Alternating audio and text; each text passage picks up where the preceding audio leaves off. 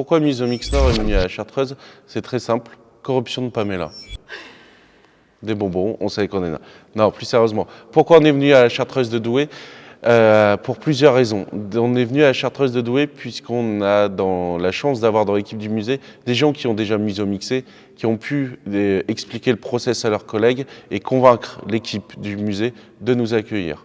On est aussi venu dans la Chartreuse de Douai pour le lieu. C'est un lieu exceptionnel. Vous voyez la pièce où on fait l'interview, comme salle de réunion, c'est plutôt sympa. On a senti une envie. On a été accompagné du début à la fin avec des équipes motivées et une véritable co-construction du projet, ce qui pour nous est le plus important.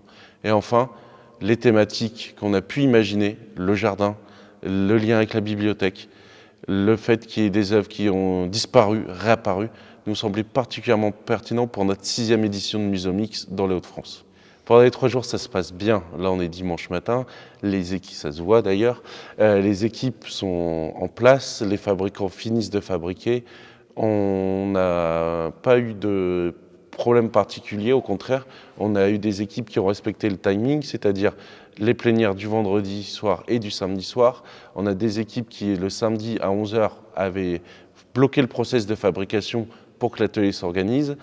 Donc ça se passe plutôt bien. Ils se sont bien appropriés le musée, bien appropriés les thématiques et surtout ils travaillent ensemble. Et ça, pour nous, c'est le plus important. On n'oublie pas les Kids du samedi. Encore une fois, c'est notre 4e édition des Kids et ça s'est encore une fois vraiment bien passé. Jean-François et Marie, qui sont les référents Kids pour Musomix Nord, ont assuré, en lien toujours avec des équipes du musée particulièrement motivées de travailler avec les enfants, qui ont livré 4 projets plutôt sympas. J'aime beaucoup le théâtre, avec le décor qui change. L'apport pour le musée de la Chartreuse et pour nos futurs musées qui vont nous accueillir, les apports ils sont multiples.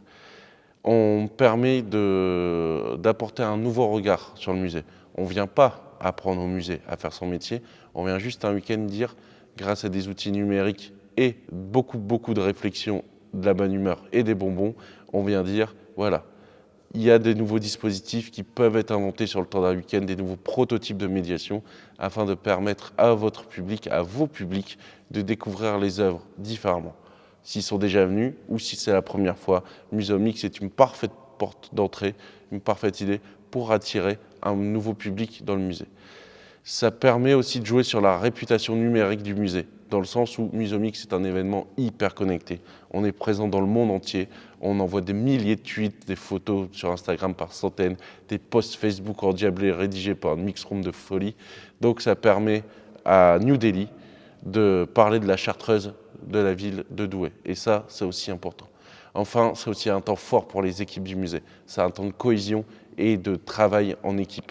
Ça permet à des secteurs qui n'ont pas le temps, dans une activité normale, de travailler ensemble, là, de se rencontrer, de travailler ensemble et de collaborer sur un projet commun.